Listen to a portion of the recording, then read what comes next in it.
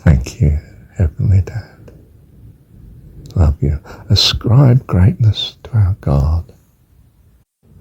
Look at this loveliness for a moment. Ascribe Greatness by jon17, M-O-E-N. Moen, Don Moen. A God of faithfulness without injustice. Good and upright is he. God of faithfulness without injustice. Good and upright is he. Ascribe greatness to our God, the rock, our Dad, you see. His work is perfect, that's complete. It's already complete, do you see? It's already complete. He's outside of time. He created time.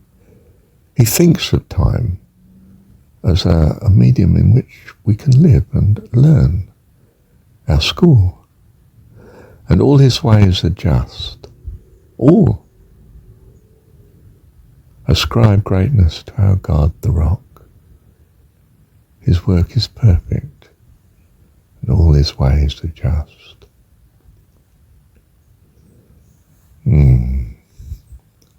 How lovely. Ascribe greatness to our God, the rock. His ways are perfect, and all his ways are just. Ascribe greatness to our God, the rock. His work is perfect, and all his ways are just. A God of faithfulness without injustice. Pure and upright is he. A God of faithfulness without injustice. Pure and upright is he.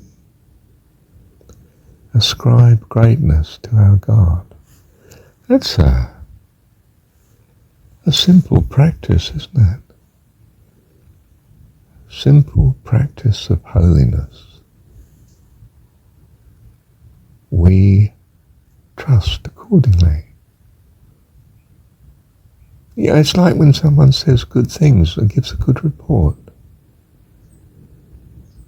And you realize the person writing the report is in good state of mind. That's what's really coming across. It tells you far more about the person writing than the person he's writing about. So we ascribe goodness. He's our Heavenly Dad. And what happens? We're overcome with love for him, of course. We've created a picture, the best we can do. And he comes to our rescue and improves it, I can tell you. And then where are you? You're in a bliss of assurance, of trust in him, of hope, and all the peace and the joy and the goodness and the love, and you're transcendent. Ascribe greatness to your God, loveliness, kindness, goodness. It's in a lovely way. It's what Mum does with her kiddie. He's going to be, isn't he lovely? Oh, are you all right? Are you going to have a nice day? Right, sweetheart, shall we go and do so and so? And don't do that, lovely, because that could hurt you and could hurt Auntie too. You don't want that to do. No.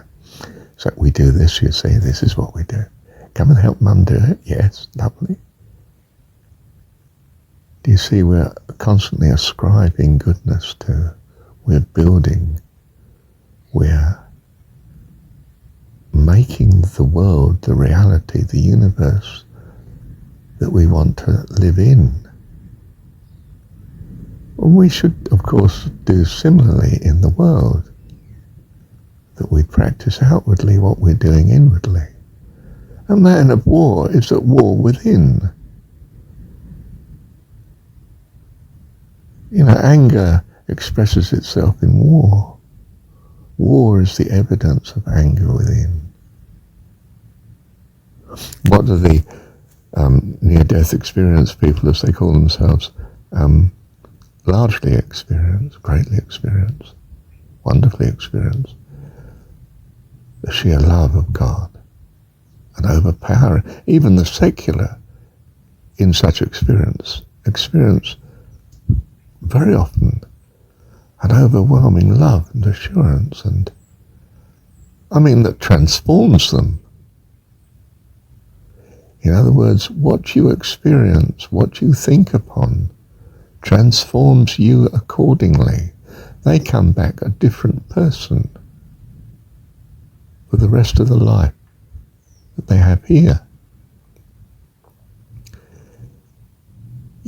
We do that similarly all day long. We're transforming ourselves according to what we find we're thinking upon and how we find we're thinking of it. And that's the reality we're living. So what do we do in spiritual practice? Well, we train it. We tidy this up. We purify ourselves. Whatsoever's good and lovely. You choose good company. Company that's godly, quite simply. A blessing to you. A harmony, a beauty, a loveliness, a goodness. Company of joy and peace, creativity and love, kindness, hope, encouragement.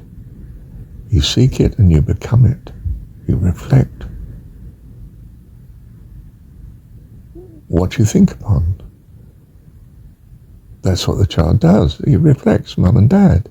Goodness, he's just like his dad, isn't he? You couldn't tell them apart. His mannerisms, he's even got dad's mannerisms. Is he like his dad or like his mum? Well, he's like his mum in some ways, but yeah, yeah, he's like his dad in that though, isn't he? Goodness, he even coughs the same. Oh my goodness. He's got dad's faults. Yes. He needed mum's correction there. Don't do that, lovey. That's causing dad quite a lot of backlash. You want to avoid that. Don't be nice to people, love. And he's saying similarly about mum. He said, well, she's a bit scatty. She needs to. But anyway, yes. Now, what did mum say about so and so? Well, you should do that, shouldn't you? Come on then. Let's see if we do that, shall we? What does she want? Oh, right, okay, we'll do that, shall we? We're training our kids by our expectation of what they can become. So we have an expectation with ourselves too, of what we can become. As God, of course. I'm a child of God. I'm going to become as God, right? Better get my house in order. The sooner I do it, the sooner I get there. You see, we have a fantastic purpose, and it's by the encouragement that we find in such a thing as the Jesus story. I pray that they be sanctified, protected from the evil. Oh, what's he mean? How? What? Put our mind to this. This sounds important. Childish response, but you see what I mean? Talking to God that your joy might be full. What's he say to God? They're not of the world, just as I'm not of the world. I pray for them. Father, I pray that they be with me where I am. He's putting in the story, you see, in what you're hearing, all the things that will encourage you and guide you towards this infinite, wonderful future that you have by the grace and the goodness, the love, the integrity integrity, the faithfulness of our Heavenly Dad. Love you, Dad. Thank you, Heavenly Dad. Goodness, I can't believe it. It's 34 minutes. Do you know, in the first 2 minutes, even minute and a half, 2 minutes, I was, well, I've said out. I've nothing else to say, Lord. What do I do now? And I'm not sure whether that was of this recording or the previous one, but now I've got something that is too long for you to keep attention on. I'm going to have to break it down into, A's and B's, part 1, part 2, Thank you, Heavenly Dad.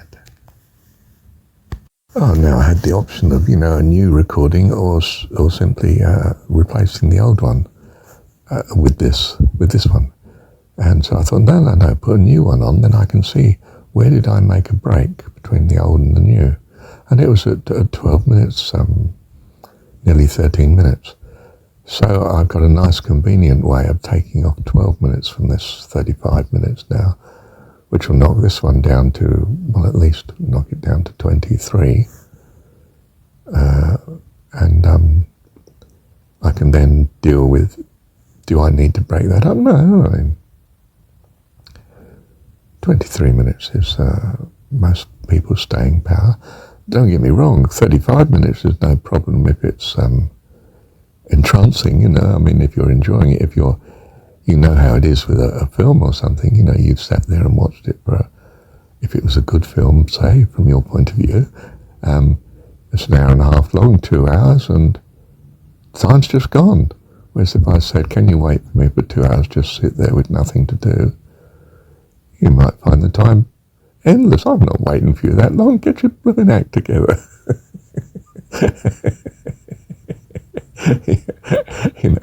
How typical. Not too equanimous